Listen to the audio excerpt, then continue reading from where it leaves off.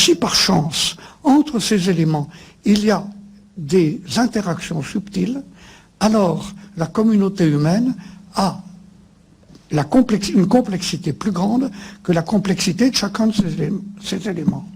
Elle a donc des performances qu'aucun de ces éléments ne peut manifester.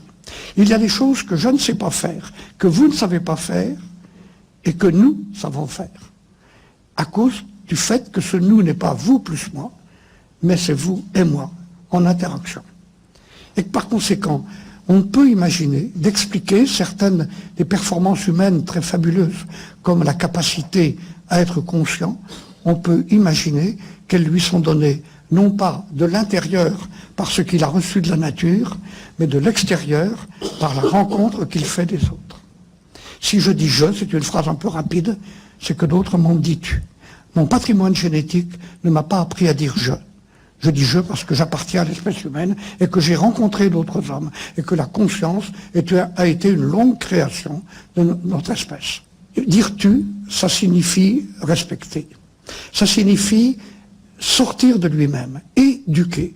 C'est toujours la fausse étymologie, mais qui est bien meilleure que la vraie. Éducarer, nourrir, ouvrir un crâne et le remplir de savoir, c'est pas mal, mais c'est pas suffisant. Tandis que éduquer, c'est prendre l'enfant par la main et le conduire, éduquer, hors de lui-même. Faire qu'il dise « je », c'est-à-dire faire qu'il parle de lui à la troisième personne.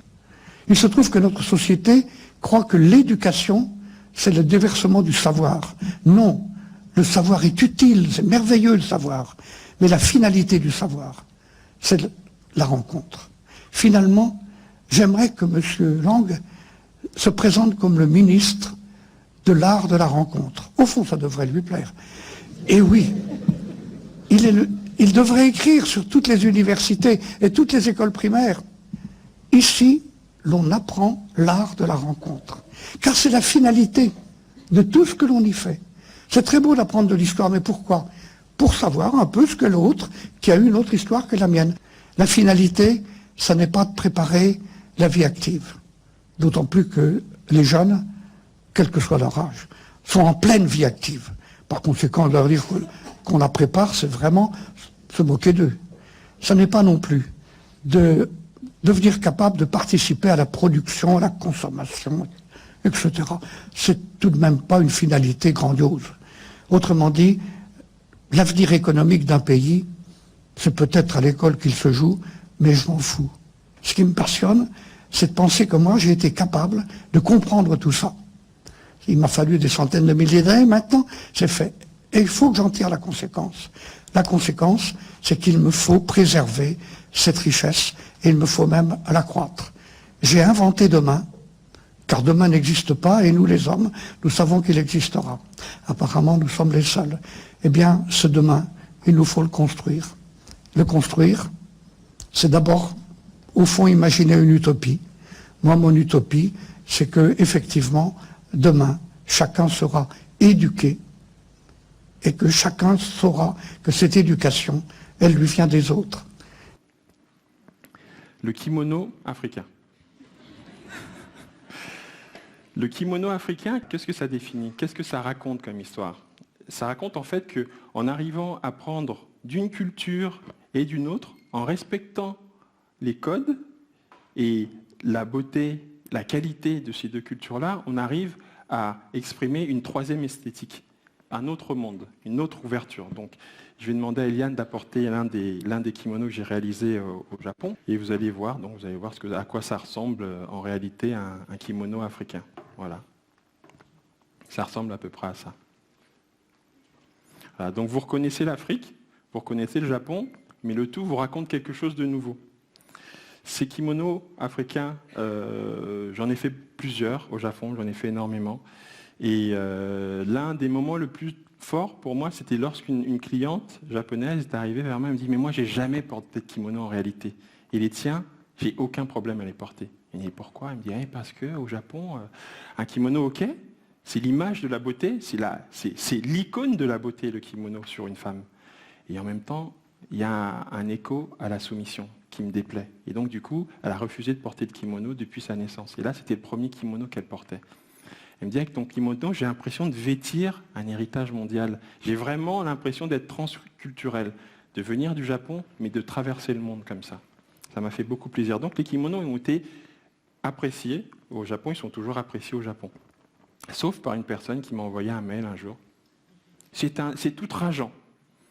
Ne venez pas souiller la culture du Japon. Le mail faisait à peu près 10 lignes. Vous qui venez du quart monde. Je me suis dit, oh là là. Et effectivement, quand vous touchez à la culture, les codes, l'identité, vous touchez à quelque chose de très fragile, de très délicat.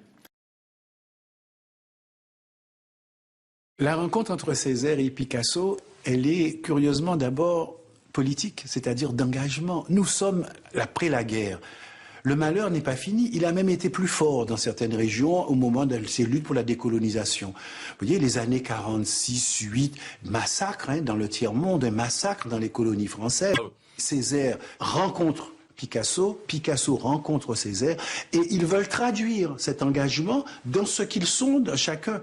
Et c'est à ce moment-là qu'il y a donc cette conjonction qui fait que le recueil Corps perdu des années 48 d'Aimé Césaire, eh bien Picasso propose de l'illustrer pour additionner en quelque sorte les forces de résistance et de créativité que chacun représente. Picasso a trouvé suffisamment de liberté dans ses poèmes, de modernité dans ses poèmes et d'enracinement dans ses poèmes pour lui, vouloir les enraciner aussi avec sa propre liberté. C'est ce qui a donné Corps perdu et les illustrations de Picasso. Alors, la vie, j'imagine, me baignerait tout entier. Mieux, je la sentirais qui me palpe ou me mord.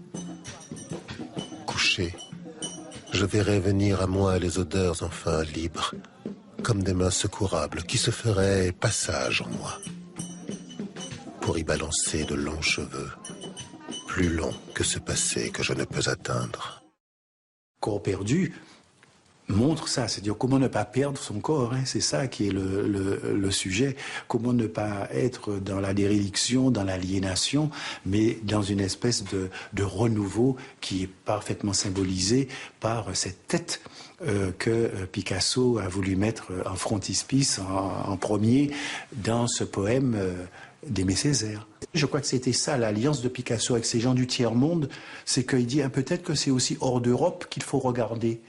Et là, ce beau tableau, cette belle gravure d'une tête noire qui est donnée, c'est pour dire que ces gens que vous avez cru écraser, ces gens du tiers-monde, ces gens d'Afrique, ces gens des Antilles, ce sont eux qui ont porté l'espérance, ce sont eux qui ont porté la résistance, qui vous ont même aidé en Europe à vaincre le nazisme et le fascisme, et que quelque part, peut-être qu'il faut écouter, regarder ceux-là, et en tout cas, essayer de montrer et de vivre une fraternité mondiale au-delà des couleurs, au-delà des races. Ki-un. En japonais, cela signifie cœur gonflé d'émotions. C'est ainsi qu'Ahmed et Cécile ont baptisé leur maison d'édition, leur spécialité, le manga. Originaires de Trappes et tous deux titulaires d'un diplôme de japonais, l'aventure a débuté il y a 5 ans. À l'époque où on étudiait le japonais à la fac, il y avait les premières maisons d'édition spécialisées dans le manga qui se lançaient. Il y a des choses qu'on trouvait bien faites, d'autres moins bien faites, et on se disait que ce serait sympa de pouvoir monter sa propre structure et d'éditer les mangas à notre sauce. Alors c'est vrai que nous on n'avait aucune expérience dans le milieu de l'édition, on partait un peu les mains dans la poche avec comme seul bagage notre maîtrise du japonais. Malgré cet atout majeur, s'attaquer ainsi au marché du manga ne fut pas facile.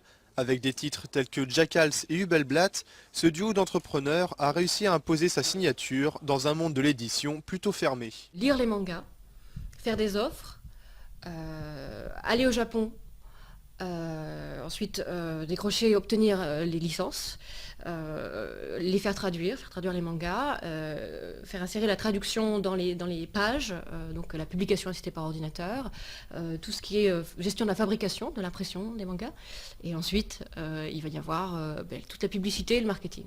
Un travail qu'ils ont accompli seuls pendant 4 ans. Désormais, avec 3 nouveaux employés, ces deux jeunes Yvelinois peuvent voir l'avenir avec optimisme. Continuer de tracer notre chemin, ça on espère pouvoir le faire. Ouais. Moi pour le coup je suis pas d'accord avec Cécile, je pense que... Le premier éditeur de manga en France. Ah bah oui, c'est jouable. Bien sûr. C'est jouable. Revenez dans 5 ans et puis on verra ce que ça donne dans 5 ans. Depuis sa création, Ki-un a édité au total 30 séries différentes, soit 150 mangas.